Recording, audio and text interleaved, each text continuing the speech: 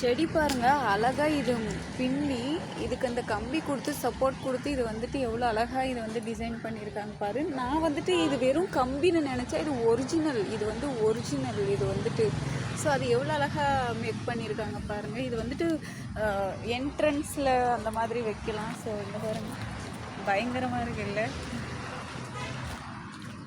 ஓ அது பாருங்க அங்கே இருக்கிறது பாட் மாதிரியே செஞ்சுருக்காங்க. அதெல்லாம் அதோட ஒரிஜினல் அது அந்த தண்டு இருக்கிறது எல்லாமே. ஸோ அழகாக இருக்குது.